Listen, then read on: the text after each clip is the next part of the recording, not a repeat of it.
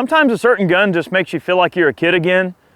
And I think today we're definitely going to get into that territory. This is a new pistol from Smith and Wesson, their M&P 1522, a pistol version with the brace of their popular rifle. You know, it's been out for quite a while.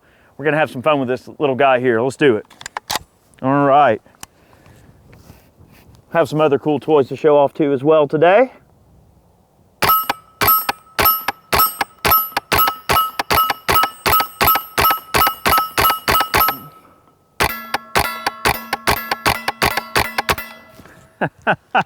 Yes, sir.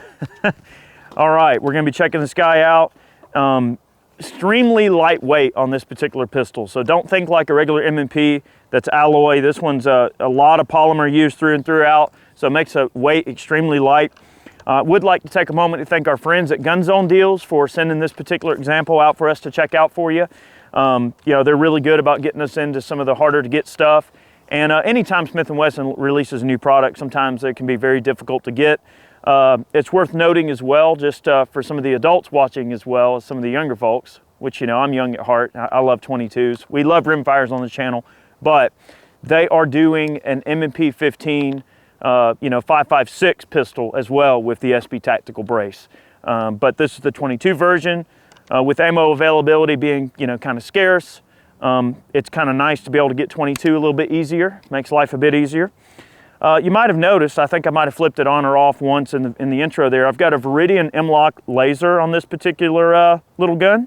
Really, really cool, super lightweight. This is the ultimate little, you know, plinker for like a young child or a smaller stature person. You know, anyone who just wants something very lightweight, very easy to carry around and use. This one has a Magpul grip installed on it. Very handy. M-Lock compatible accessory rail. It is a polymer rail, so very lightweight. I do want to make mention of just one quick thing. It is threaded 1/2x28 for all of your different muzzle devices. The length of the threads are pretty long, okay?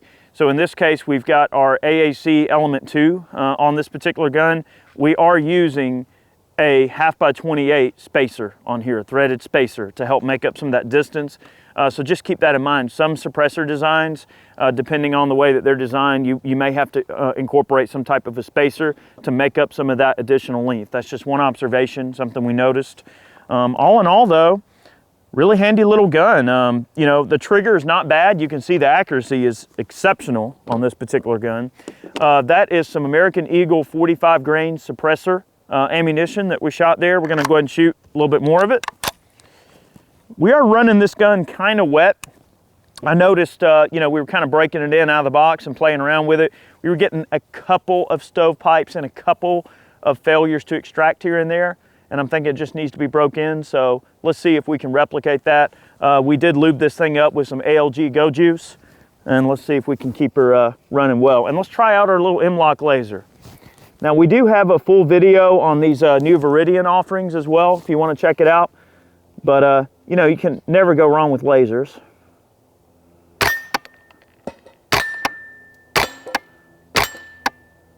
Get down.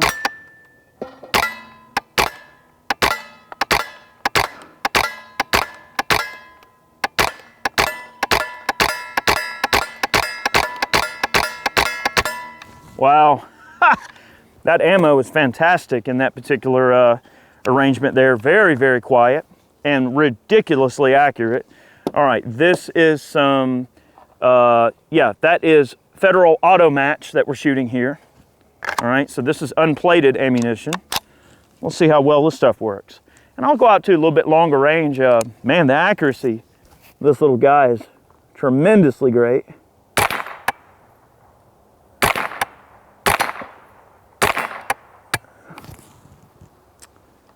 Double feed. Failure to extract. Okay.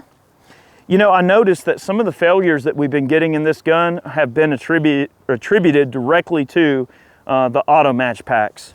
So we'll see. We are going to try out some different ammo. That's very strange though. All right, and this ammo does crack a little louder because this barrel is a little bit on the longer side. These are like maybe a 10-inch barrel that are on these guns. So if you were to get the barrel a little bit shorter, it wouldn't crack as much because it wouldn't have a chance to go supersonic. You could totally shorten this thing up a little bit, possibly. You might could cut it back a little. Let's give it a try.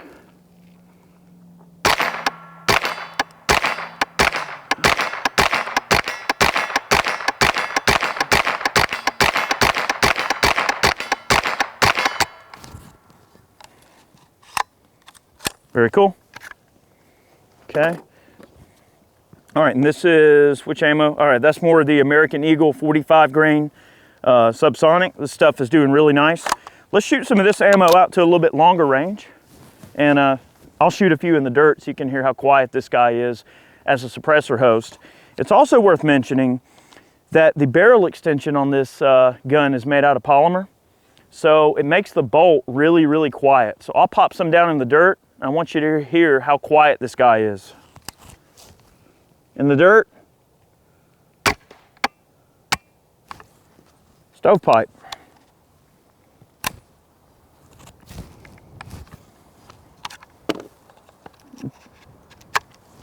Trigger didn't reset on that time.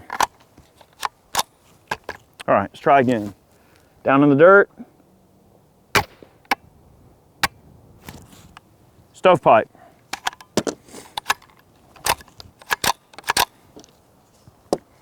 Let me try releasing the trigger again, just like immediately instead of holding it down. All right, in the dirt. Failure to feed.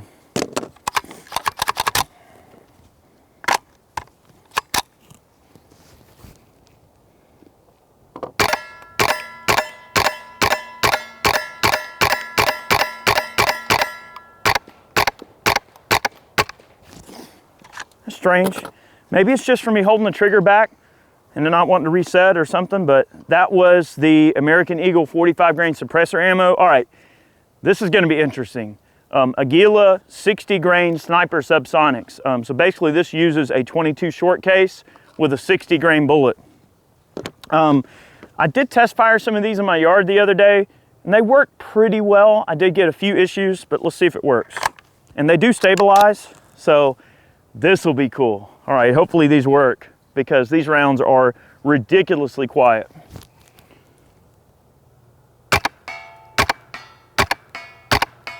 You can see them flying down range with the naked eye.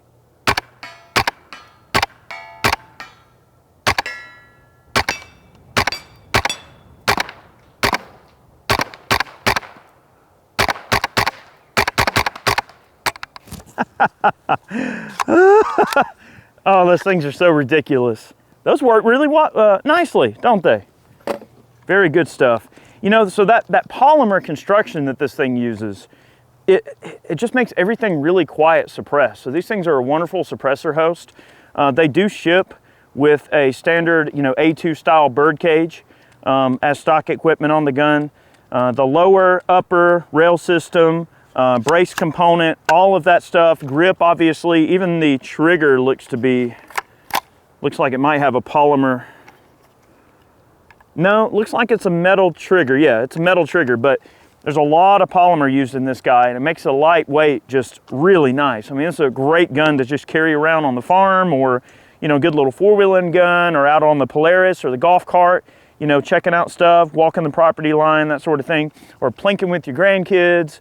Or, man, I mean, the accuracy, this was like one heck of a squirrel rifle, pistol, not a rifle, this is a pistol. All right, we are gonna run a little bit more of the 60 grain Aguila Subsonics. This will be fun. All right, oh, we got 2 mags of 60 grain Subsonics. All right, we're really gonna test this around in this gun. Let's have some fun.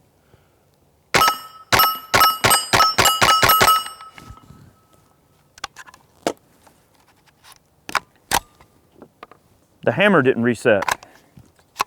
But I wonder if it's because I'm leaving the trigger to the rear, squeezing the trigger to the rear. I'm gonna try shooting and just letting go and making sure that's not causing any type of an issue there.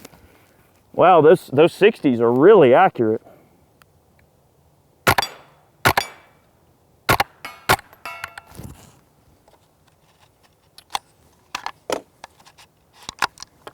Yeah, didn't reset the hammer. Strange.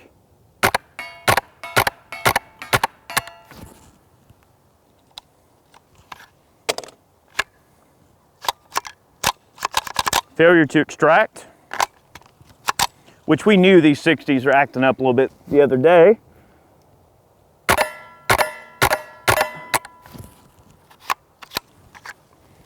Very cool stuff.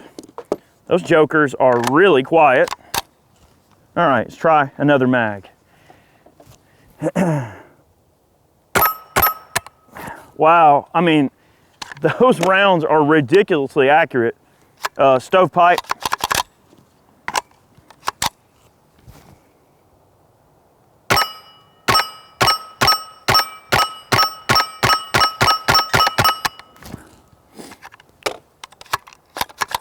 Stovepipe.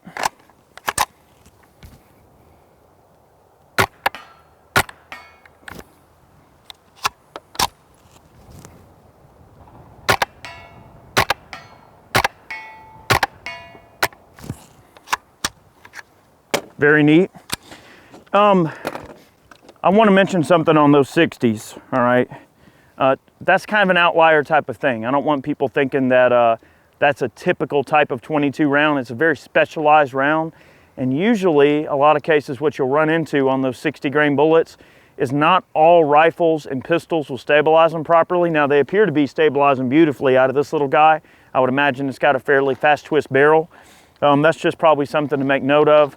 When the case extracts, it's just extracting that little short case. So it's like a 22 short that comes out of the gun. And I'm not making excuses, I'm just saying that that's definitely an outlier type of thing. But we did see a couple of issues with even some of the other ammo. We had a few issues out of Auto Match. We had issues out of the 45 grain American Eagle and the 60s. All right, now this is a CCI Clean 22. This is that coated suppressor ammo. Let's try some of this stuff out and see how it does. And that's a 45 grain, or is that 40?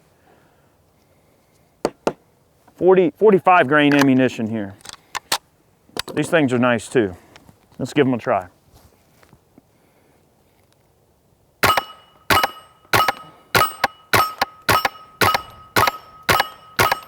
Yeah.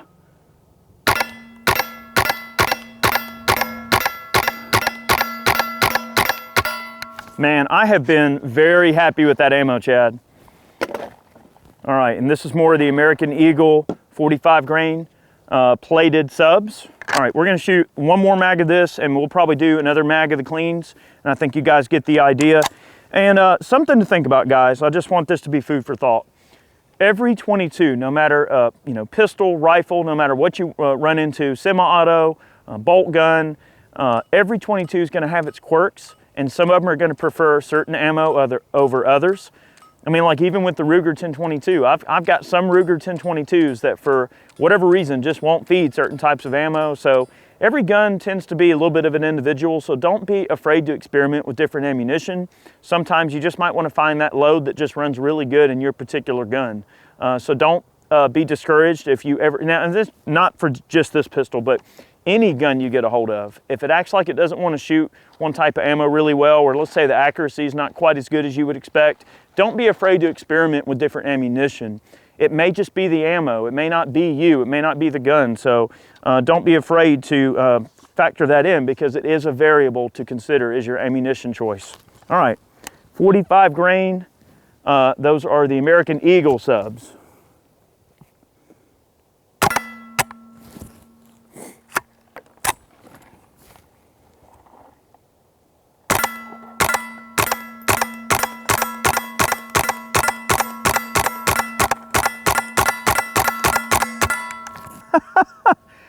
Oh my, those are fantastic right there.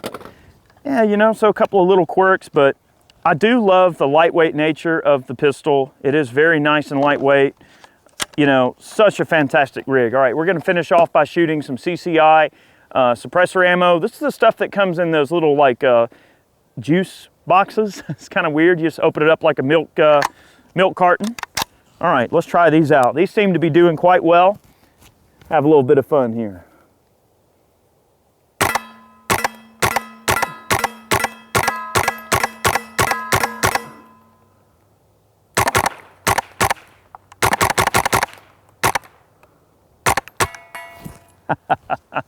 All right. Guys, thank you so much for watching today's video. I'd like to thank our friends at Gun Zone Deals again for sending this particular example out. Really cool gun, great group of people, check them out. I'd like to thank all of our Patreon supporters, those of you who purchase man cans and other paraphernalia on the website, those of you who purchase t-shirts on Ballistic Ink. I guess I kind of already mentioned that, but thank you guys very much for supporting us directly. We hope you enjoyed today's video. We always love showing off new stuff. I love the Viridian M-LOK laser, really cool stuff. Optic that we're running, this is a 6-hour Romeo 5. We've had this in a couple of other videos. Of course, it's working great. Guys, thank you so much. Have a great day. We'll see you next time.